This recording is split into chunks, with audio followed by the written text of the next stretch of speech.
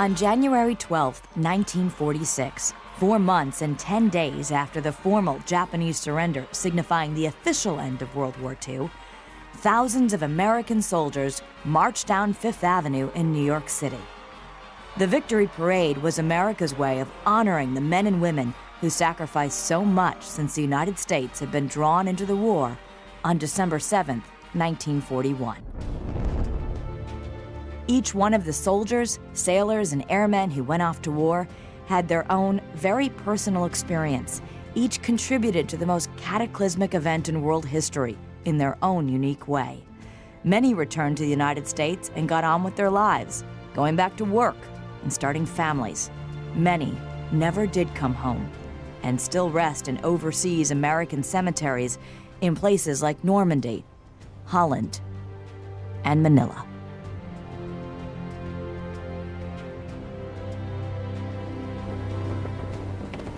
My father, Bruce Sundlin, was one of the fortunate men who did survive, but how he did is truly an amazing story. Dad was a B-17 bomber pilot in Europe and lived one of the most amazing escape stories of World War II. His incredible story is still celebrated in Belgium today, more than 70 years later, as I personally discovered retracing my father's journey in the war. Not only was Bruce Sundlin an American bomber pilot, but he was also Jewish.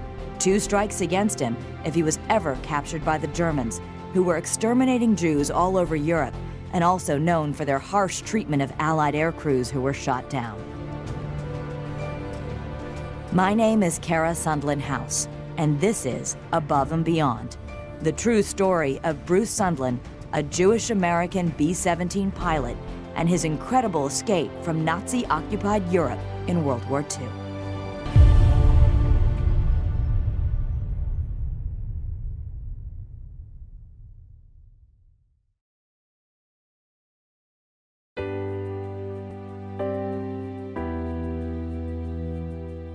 My father, Bruce Sundlin, was born on January 19, 1920 in Providence, Rhode Island, the first son of Walter and Jan Zelda Sundlin.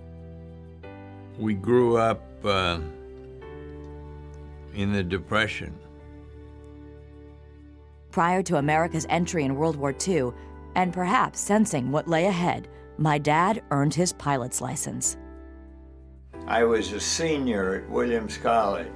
Franklin Delano Roosevelt, who was president at the time, wanted the United States to be prepared. And he wanted 100,000 pilots trained. And he put out a program which provided that if you could pass a physical examination, the government would teach you how to fly and give you a pilot's license. I applied. We interrupt this program to bring you a special news bulletin. On December 7th, 1941, like all Americans, my father's carefree days of college came to a sudden stop. We take you now to Washington. The attack apparently was made on all naval and military activities on the principal island of Oahu. Flyers like my dad, who already had a pilot's license, were in great demand the day after the Japanese sneak attack on Pearl Harbor, and 4 days later, when Adolf Hitler declared war on the United States. I just packed a bag, climbed into my car, and drove down to Westover Field, Chicopee, Massachusetts, and enlisted in the Army Air Corps, the Aviation Cadet Training Program. My father joined thousands of other American boys in England in 1943 at the height of the air war against Germany. Because he had that pilot's license before the war, Bruce Sundlin was given command of a B-17 Flying Fortress, the most durable and effective 4-engine bomber the Allies had. My dad's plane was named the Damn Yankee, given that nickname because most of its crew were boys from the North. It was based at Grafton Underwood, one of 25 airfields north of London. Officially, he and the 10-member crew belonged to the 384th Bombardment Group, 545th Bomber Squadron, 1st Air Division of the U.S. 8th Army Air Force. If you went to Central Casting in Hollywood and asked for a typical American crew, you couldn't find a more typical. My navigator, Rhino Yilka, a Lithuanian. My bombardier, I'm going from the front of the airplane to the back. Me, the pilot, a Jewish kid. The co-pilot, an Austrian kid from Chicago who played football for Notre Dame. Behind him, the top turret gunner and the engineer, a farm boy from Oklahoma. Behind him, a radio operator, a Pennsylvania coal miner, a German descent. Next, a Hollywood extra in the ball turret, pretty boy. 2 waist gunners, one an Italian from Seattle, the other from North Carolina, and the tail gunner was a Greek from New Jersey. It all worked. I mean, we were completely different, but we fought very well as a crew. On December 1st, 1943, my dad and his crew from Central Casting had 12 missions under their belts. Unlucky 13 would take them into Hitler's backyard. The Damn Yankee was one of 293 B-17s assigned the mission of bombing a steel factory in the German city of Solingen, located in Germany's industrial pocket known as the Ruhr Valley. The B-17 was the workhorse of the 8th Air Force. The Fortress was known as a tough and dependable bomber that could take a major beating from enemy planes and anti-aircraft guns, but still, oftentimes miraculously, bring her crew home. On December 1st, amid heavy German flak, the flying fortresses of the 384th Bombardment Group dropped their bombs over Solingen. Once the job was done, the Damn Yankee and the other B-17s turned for home for England. But they were by no means out of the woods. With my dad at the controls, a burst of flak hit the plane over Germany and took out one of the Damn Yankee's 4 engines. B-17 in trouble out at 2 o'clock, watching. Got an engine on fire.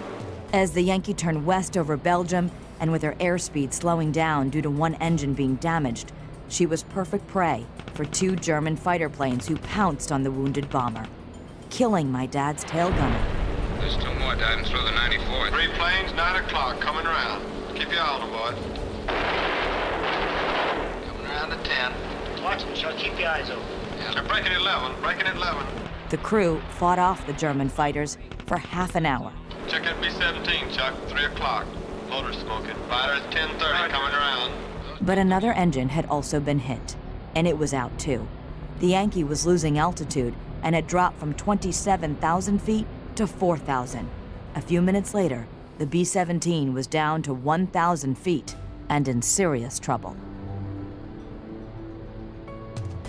B-17 wouldn't stay up with the formation on only 2 engines, so I became a straggler. And then we really got jumped by the fighters. They're coming around. Watch. And with 2 engines out, the only evasive action you can take is down. B-17 out of control at 3 o'clock. You can't hold your altitude, and you certainly can't climb. 3 planes, 9 o'clock, coming around. We had a rule, got forced down to 3,000 feet. Tell everybody to bail out, because below that you don't have much chance of getting out. And it didn't take long for the fighters to come after us again. So I gave the order to bail out. Come on, you guys, get out of that plane. Bail out.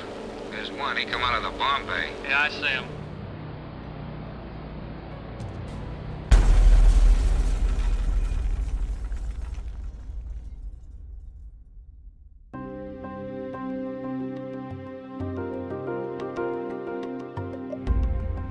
In the 9 centuries-old town of Jabika, Belgium, near the northern coast of the country, German occupation had been a way of life for roughly 3 years now. With its picturesque farms and pastures, the locals had learned to live with the Germans because the alternative was more painful. Many of the men in town had already been sent to work camps. Others left home to join the local resistance or underground. Those who were still in the village, roughly 60 miles southeast of Brussels on December 1st, 1943, were just trying to tend to their farms and feed their families. They were also waiting desperately for liberation. There wasn't much to eat. Everyone got rations, but they were very limited. Products like butter and milk were very hard to come by. The sight of the American planes returning from bomb runs to Germany was common.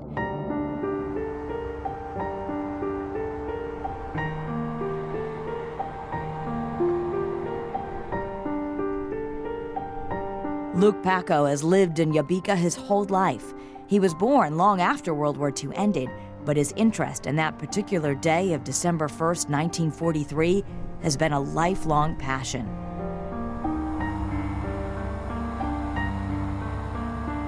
In my desire to learn more about my father's incredible World War II story, I arrived in Belgium, excited to meet Luke and hear the story firsthand.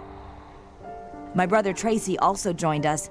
The pull of my dad's war adventure had been tugging at us all these years. Since he was 12, Luke Paco has visited this field in Yabika too many times to count. In 1943, turnips grew on this very spot, where just yards away, German soldiers stationed in this very home patrolled the area regularly. It could be plexiglass.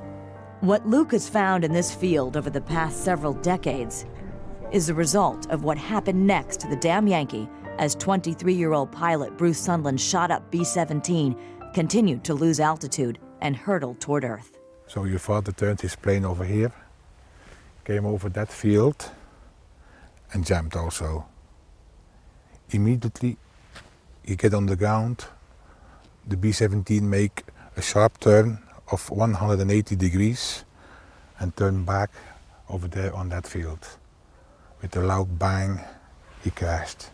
So right over here? Over there, the end of the field. The first attack had come right on the tail.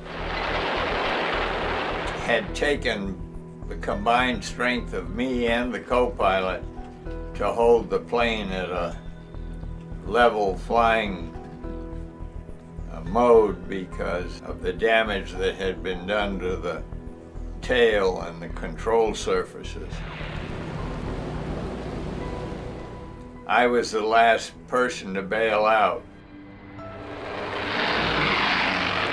When I bailed out, I was falling face down and pulled the ripcord, the chute went up, and I reached up to grab the ripcords like you see them do in the movie, and my feet hit the ground. Later, I asked people on the ground who had seen me bail out as to how high I was when my chute opened. They said about treetop height. So I was lucky. I landed in the same field that the plane crashed in. So I walked over to the wreck to see if there was anything I could do.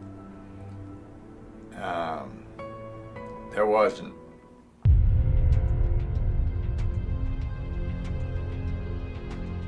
The Yabika area had become a war zone. The German soldiers were on full alert, and local residents were running to the chaotic scene of a huge American Flying Fortress bomber burning in their own backyard. I saw a very big plane, a Flying Fortress. It was upside down, and only one engine was turning. We all thought it was heading for the coast. We also saw the German attackers and the air fight. The plane turned around and came over there. I saw a couple of crew members jump out, and then a third. Then the plane crashed over there with the nose in that direction. It was in the center of the field with a lot of fire and explosions. By the time I got here, a lot of people wanted to see the plane, but the area was all blocked off by the Germans. But we all saw and heard the explosions. Ik hoorde een vlieger die in moeilijkheden was. I heard a terrible noise, so I ran out into the yard, and I could see that this big plane was in trouble. I saw some parachutes, but I didn't see where the pilot jumped out. I grabbed my bike and hurried over to where the plane crashed. When I first got to the field, the wreckage of the plane was on fire. There was a lot of smoke filling the air, and bullets were going off from inside the fire. There was a loud bang of smoke you can see from the village. So immediately you can see the smoke from kilometers away. Immediately all the Germans were here to look at the plane and to try to catch the other ones. They saw a few bodies lying down at the plane. Just they didn't know if there were anyone was trying to escape at that moment. 5 of the Damn Yankees crew were dead, either killed during the German fighter attack or in the crash. 4 other members of my dad's plane who were able to parachute out were immediately rounded up as prisoners by the German garrison across the road. They were busy to capture the other man, so your father had the time to hit his parachute and to start running. So they didn't know he was there? No, at that moment not. My dad tried to hide his parachute in a pile of cow manure so the Germans frantically searching the surrounding area wouldn't know he was nearby. They came to here, but your father was already gone. Some residents of Yabika had already arrived at the wreckage. And there was a farmer, Asil Sais, who was plowed the field, and there was a great dugout where your father was hiding his parachute. The farmer came to your father and helped him to hide his parachute. In the dugout? In the dugout. A man approached me and he turned out to be the pilot. He had blood coming down from his lip and was asking for help. I said, "Does anybody here speak English?" And a man turned around. He said, "Yes, I do. I think I speak it rather well." That's when another man who was with the resistance arrived and told the pilot to forget about the parachute because it was more important that he hide because the German soldiers were coming. I said, "My instruction are to clear the area where I'm shot down as soon as possible, that the Germans will look for me for only a limited period of time." He said, "Don't worry, the Germans will be here in a few minutes. You've parachuted down into the middle of a division, a German division that's up here to protect the continent from an Allied invasion that we think will come along sooner or later." I said, "Which way are the Germans coming from?" He said, "That way." I said, "I'm going this way." And I took off at a dead run. The soldiers didn't stay at the crash site for very long because it was too dangerous. They were concerned about all the ammunition that was burning in fire. They didn't see the pilot, so they all left.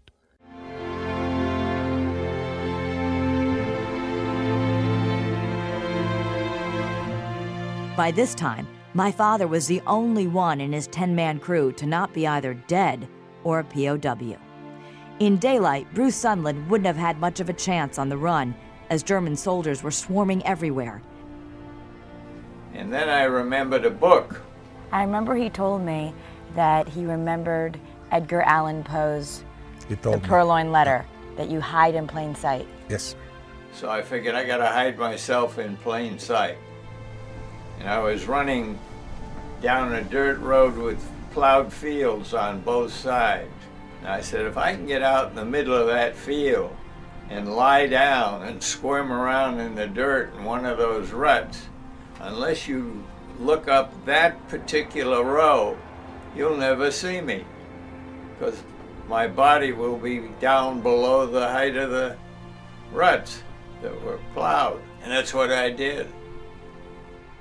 So he just laid there? He stayed there until dark falls. So as he's laying right over there, there must have been Nazi soldiers looking all around for him. Yes. Right here? Here and on the plane. When he came at the bushes, he hid in the bushes for a while. 2 German soldiers came over there with a bike, not in time to see him. The Germans passed on, and then your father sought a place to hide and stayed there for the rest of the day until nightfall. I found out later the Germans came down that road and looked, didn't see anybody, and kept on moving. I can't imagine what he would be thinking for all those hours, you know, just... I think his whole life is passing through his mind during that time he lay there. You can't imagine what it felt, because you may not forget, Kara, he was a Jew. Right. It's a double risk for him to be captured. They wanted to help him. They wanted to help him. And why is that? Because I think sometimes people don't understand. Because our people saw the Americans as our liberators. They were proud that they want to come to help us, release from the Germans. Dat was zeer gevaarlijk, maar ik heb het toch gedaan. Hè. It was a very dangerous thing for any of us to help an American, because if we ever got caught, we would be executed. Nobody knew back then how terrible the prisoner of war camps were. But still, we would not hesitate to help someone. The risk of the local people was, if they were captured to help an American, they will be shot. Your father will be taken prisoner for the rest of the war, but they will be shot, that's for sure. It was a great risk they took, but they took it. Thank you for saving him.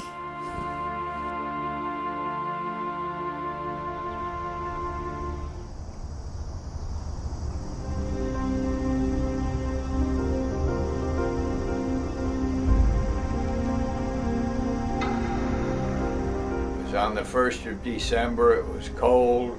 I got up, I was muddy, I was bloody, I didn't know what to do. As a bone-chilling night fell and darkness enveloped the Belgian countryside, my father left his hiding spot in plain sight. He came across two very surprised young brothers pulling a cart full of cut leaves. I started walking down the road. I came on two little kids who were pulling a cart of turnips, it proved to be. They were having trouble pulling the cart. It was too heavy for them. Well, I had one good arm, so I pulled and helped them. And every building that we passed, I would point at it. I had already asked them, "You speak English?" After handing over some chewing gum and a pocket knife to the young boys to gain their trust, Bruce Sundlin asked them for help in finding a house where English was spoken. The early search yielded no positive results. Finally, I pointed to one farm and said, "Speak English?" And they smiled and nodded affirmatively. So I said, "Now, covered my, don't talk, didn't see anything, didn't hear anything."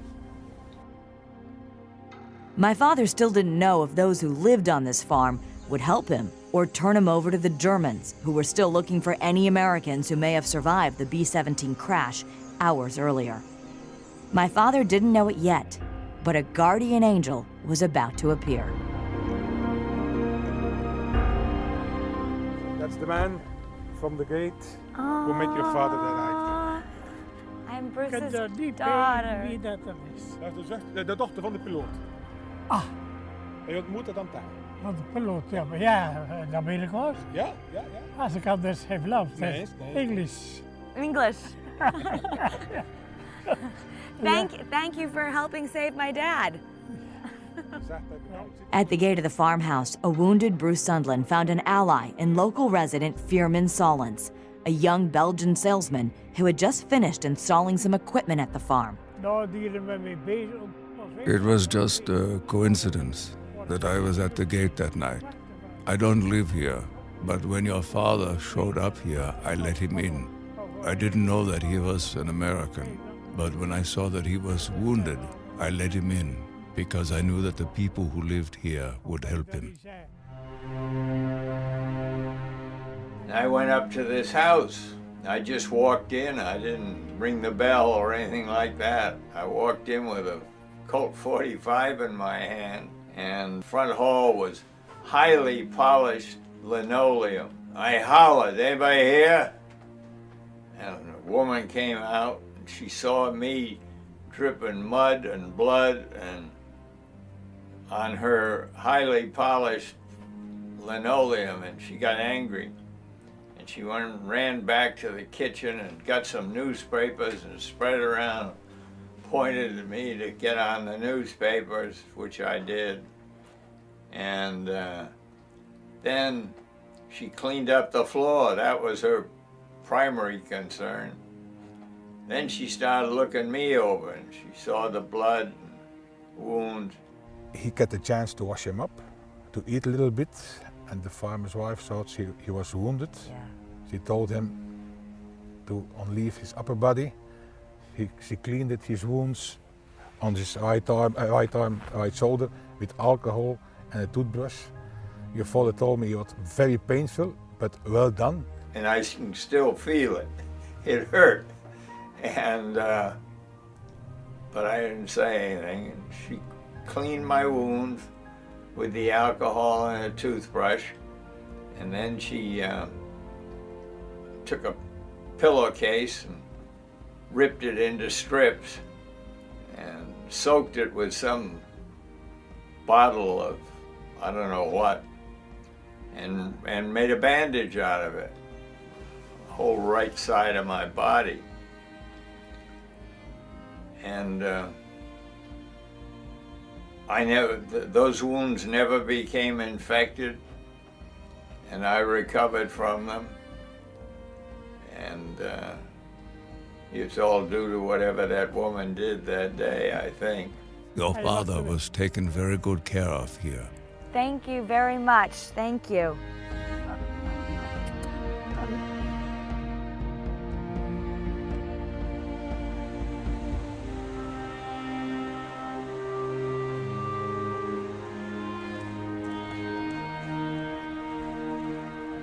Too many German soldiers patrolling the area made staying at the farm impossible for my father. Then they decided what we're going to do with him.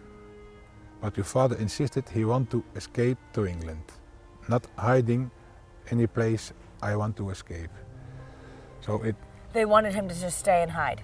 Yes, that was the easiest way, because there was no one with them from the resistance. It was about 25 minutes after I was in the barn. The door opened up, and in came a guy, and he looked like a typical Hollywood personification of a German. Close-cropped blonde hair, leather jackets, leather gauntlets, leather knickers, leather boots. All he needed was a monocle, and he qualified. I thought, damn that woman, she's turned me over to the Germans. So I shot the pistol off into the ceiling, and I hollered at him, because I could see in the dark by that time, and figured he couldn't, in the barn. Who are you and what do you want? And he came back with a very timid voice and said that he was the man from the city who bought the grain. And they had asked him if he would take me to his home in Bruges, Belgium, which was 12 miles away.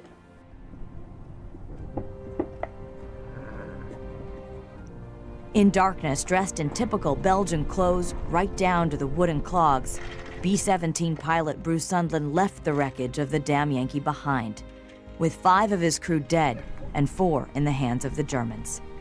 My father had only one thought: get back to England and get back in the fight. He said, now I'm going to go first. You follow me about 50 yards behind. If I get stopped, you keep going. If you get stopped, I'm going to keep going.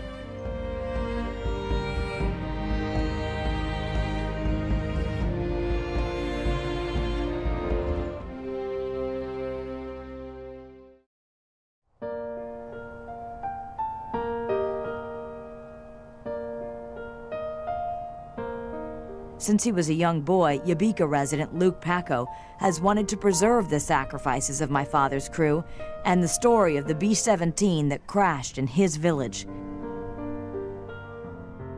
It's not just about finding pieces of the damn Yankee, which the rich soil in this field has continually given up for decades, but rather what my dad's flying fortress represented to those under Nazi control in Belgium in World War II.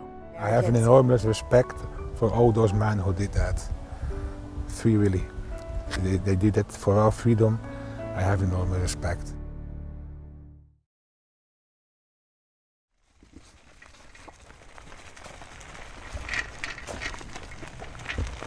Instead of heading right for the city of Bruges, a dozen or so miles away, the local underground decided after leaving the farm that a stop at this halfway house would be safer for their American guest. The hideout was perilously close to this building, the local German police headquarters. About a tenth of a mile from the police station was the headquarters of some German army officers in this castle. If caught, my father would have become a prisoner. His new friends would have been shot. Later on the night of December 1st, about 9 p.m., Bruce Sundlin was once again escorted by bicycle along the back roads of Belgium toward the city of Bruges. My dad's host upon arrival in Bruges wasn't a member of the Belgian underground and wasn't aware of how to contact any members of the resistance. That's when my father recalled a lesson a Catholic coach once shared with a young boy of Jewish faith.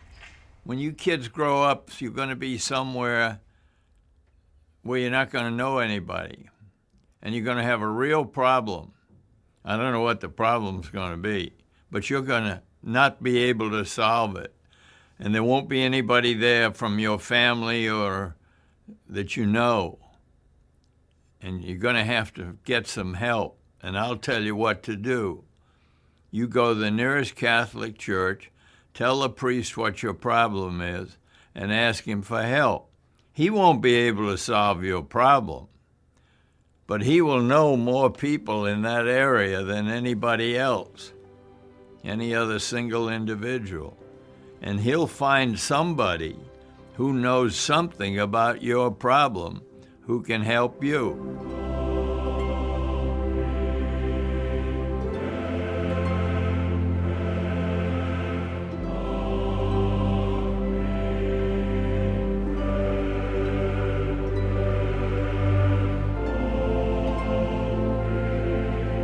Help indeed came in the form of a Catholic priest in this church in Bruges, which I visited 7 decades later and lit a candle thanking whomever that priest was for hiding my dad.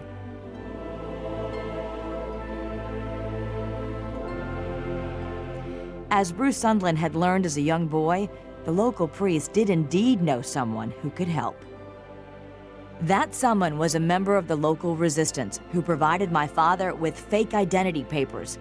According to those papers, Bruce Sundlin, Jewish-American B-17 pilot, was now a deaf-mute shoemaker by the name of André Pierre Demain. The Belgian resistance also taught my dad some other tricks that would help him get across Nazi-occupied Europe in 1943 and 1944. They taught me how to steal bicycles. I became the best bicycle thief in Europe. You go to the marketplace early in the morning, the women come in, they have their bicycles and their string bags, and they pick up the food. And the last thing they do is go to the bakery store to get one of those long loaves of French bread. When they go into the bakery store, you'll find it takes them about 10 minutes to stand in line and get a loaf of bread. You give them 5 minutes, they're deep inside. Then you go take their bike and push off. Just look for a tall woman with a big bicycle. And that's what I did. I stole 159 bicycles. With help from Europe's vast underground network and priests in other Catholic churches who hid my Jewish-American father without a second thought, Bruce Sundlin's journey took him out of Belgium and into France in early 1944. Stolen bikes were replaced by faster-moving trains as my dad found his way to other small towns and villages in occupied France. Eventually, an apartment in Paris served as a safe house for pilot Bruce Sundlun and another American aviator also on the run. A Canadian and British soldier were also added to the mix, all hiding under the nose of the Germans who occupied the city. After a month in the French capital, it was back on bikes for Dad, with the goal of crossing the Pyrenees Mountains into neutral Spain. I could make about 50 miles a day, and I drove those bicycles all the way from Belgium, across France, down France, tried to cross the Pyrenees Mountains, couldn't do it, snow was too deep. With Spain no longer an option, my father retreated back into France and back into the bicycle thievery business to get him from here to there. Catholic churches and sympathetic priests continued to hide my dad in secret hideaways and passages in some of Europe's oldest houses of worship. My father's destination this time was another neutral country in the war, Switzerland. But in the spring of 1944, on his way to the Swiss border, Bruce Sundlun, a Jewish-American pilot, somehow landed a job fighting with the French resistance against the country's German occupiers.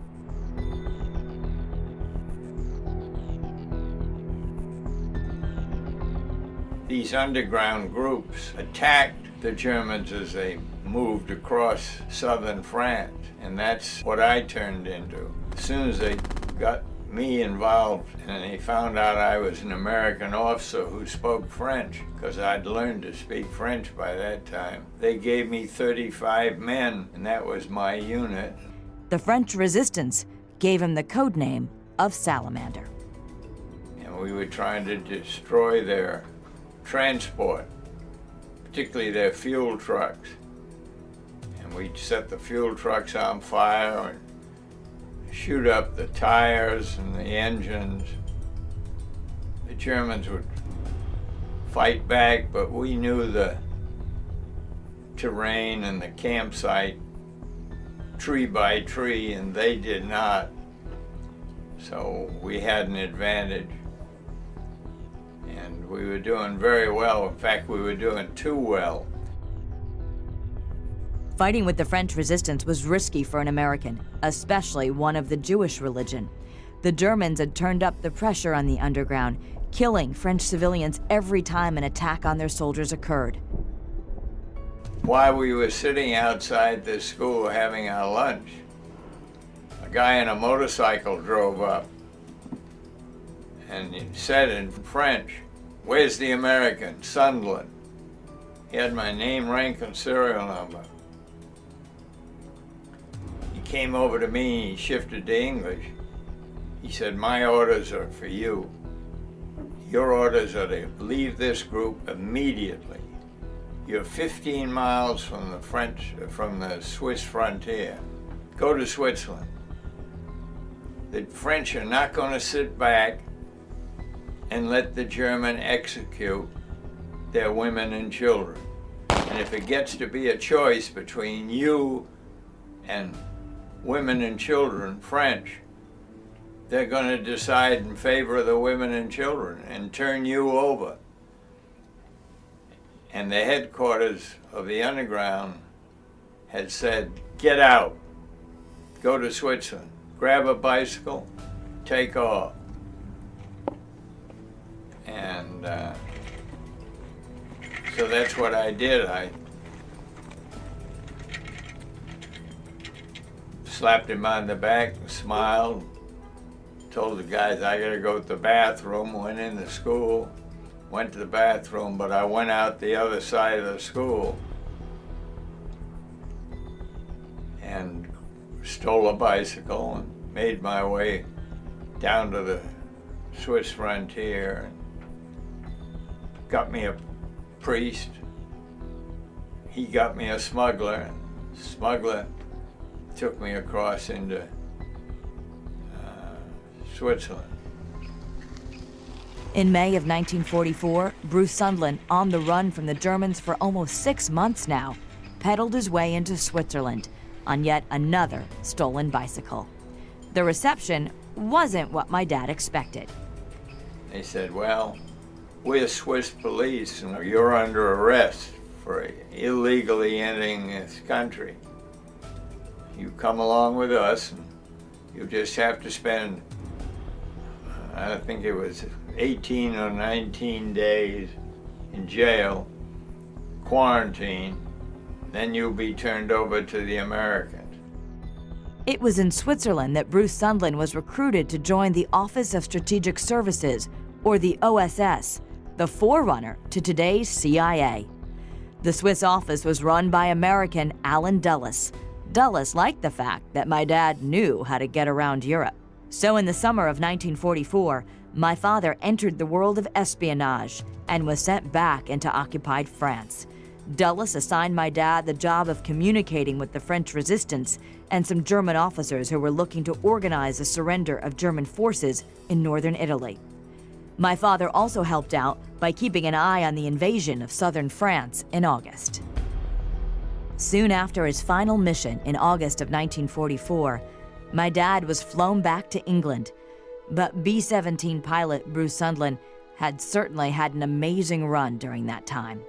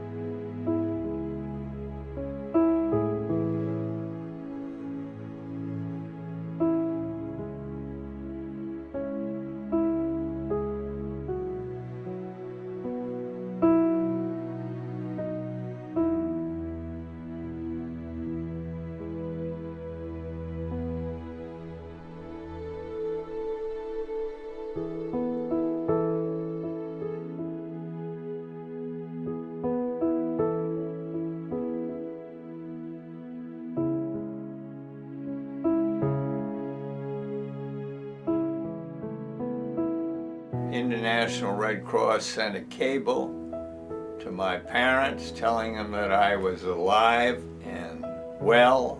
They'd be hearing from me directly soon when I got in the hands of American authorities.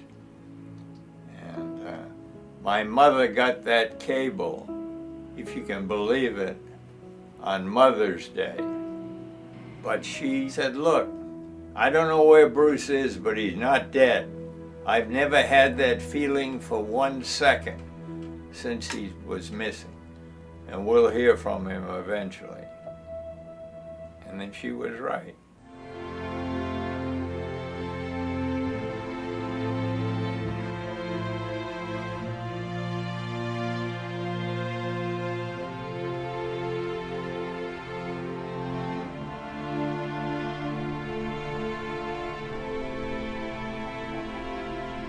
Belgian Luke Paco has visited the crash site of my father's B-17, the Damn Yankee, more than anyone else alive. What an incredible experience it was for me to be there as we walked and talked about the crash that occurred here in this very same field so many decades ago. To say it was emotional is an understatement. So then we should find something. Every few steps, the earth seemed to offer bits of my dad's plane to us. Luke's dedication to my father and his crew isn't just found here on what was once an old turnip field during World War II. These are all special pieces, ammunition I found. Everything's from his plane. Everything. The big pieces of aluminium here. Boeing? Boeing, yeah. Uh-huh. These are the bigger pieces of the plane. That's the light aluminium pieces. Made in the USA? Yeah. That's the box of plexiglass. This would be part of the windshield, do you think, or? The battery of the engine is it. Oh, 70 years later, it still smells like the... You can smell it, every piece smells the same. Wow. The true testament of Luke's admiration for my dad and his crew and what happened here on December 1st, 1943, came into a much clearer focus when my brother Tracy and I visited Luke's home in Yabika. Also with the typical green color, you see? That's how they keep the pieces together with that. That's where we stepped back into time and began to see for ourselves how one man's desire to preserve history and its lessons of sacrifice, courage, and patriotism is truly something beyond just a hobby. It's all the same. I mean, you can see how just destroyed it was in the explosion. I mean, Everything was banged up broken and burned out. All bullet points. There's so many. And you found them just over the years, just keep finding them. Yes. All on the same spot I show you. Wow. American and German bullets, plexiglass from the gun turrets, personal items of my father's 10-man crew, belt buckles, coins, even a small piece of my dad's parachute that was hidden from view in that manure pile on that bitter cold December day in 1943. These are parachute belts for the parachutes. Yeah. That's just pieces from your father's parachute. That's from his parachute. Yes. Oh my God. And that's the rest of the parachute of your father. You see the typical cut to make clothes of it. That's the rest. Bins and bins of aluminum from her fuselage, bakelite, burned metal, parts of radios, even a pocket knife that was once given to that local boy who, with his young brother, helped guide my father to the safety and care of those in a nearby farm after his B-17 crashed just a short distance away. And is this the pocket knife he gave to the little boy? That's the pocket knife. He saved it. Yes. He put it all these years in his car, and then he gave it to me. Wow. I'm very proud of this because it's personal from your father. Oh my gosh, yeah. The little boy who he gave the pocket knife to be nice kept it all those years. Oh my God, it's amazing. USA. USA. Burned in the fire. It's all here. Every time Luke Paco visits that old turnip field, he finds a little bit more of my father's past. Nuts and bolts, more bullets. He preserves all of these artifacts of war, cleans every piece in a workshop in his garage, handles each fragment of the damn Yankee like it was fine china. That's how much one man in one foreign country wants to preserve the instruments of liberty that helped free his and all the other nations of Europe. Oh my gosh. That's one of the propellers. And that's a bullet goal from a German Focke-Wulf during the fight, and that's the mark your father put on it. To Luke Paco, with thanks and sincere appreciation for your work in preparing the records of my B-17 bomber, shot down on December 1st, 1943 in Selingen, Belgium, and for your wonderful records you have maintained ever since.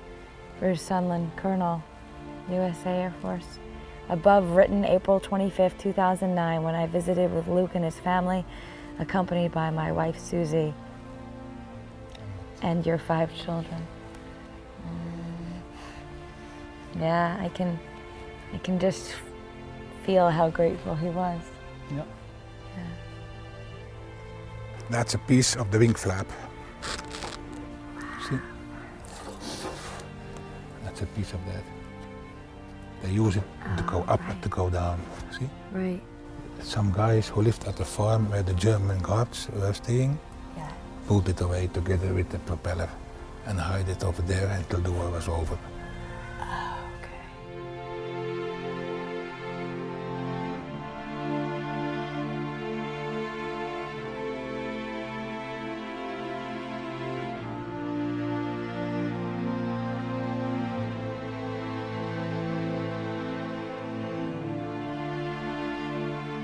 I made it myself. As a reminder of my dad's legacy here in Yabika, Belgium, Luke presented me with something I will always treasure. A part of my dad's history, and America's too. Thank you.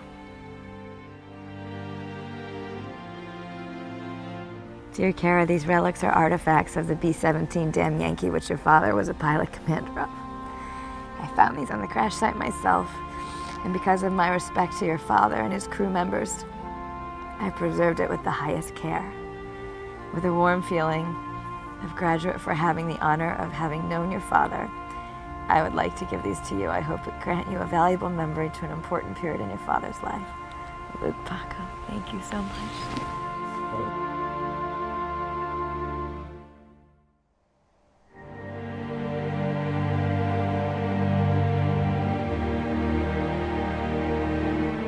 On a cold December 1st day in 1990, exactly 47 years after my dad's plane crashed, Luke Paco and the townspeople of Yabika gathered at the field where an American B-17 flew its final mission.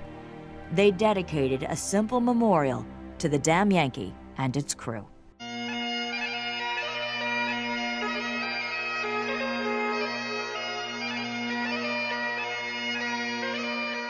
My dad would visit the memorial a couple of times, the last visit coming in 2009, when he was made an honorary citizen of Yabika. I thank you. I thank you for my life. I thank you for everything that's happened. He returned a hero, and his story remains the stuff of legend in this part of a free Belgium, handed down from generation to generation.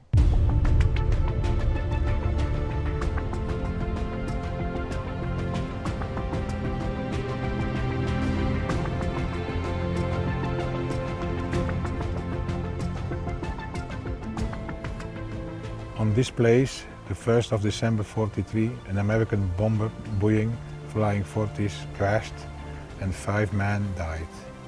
They were nose gunner George Hayes, ball turret gunner Harry Cologne, left waist gunner Mike Capoletti, right waist gunner Chester Snyder, tail gunner Frank Likas. 5 young men who died for our freedom. I don't think we were heroes. I think we all did what we thought had to be done at the time. But we didn't do it to be a hero. We just did it because I'm going to help you, but I know you're going to help me. And between the two of us, we're going to get the job done.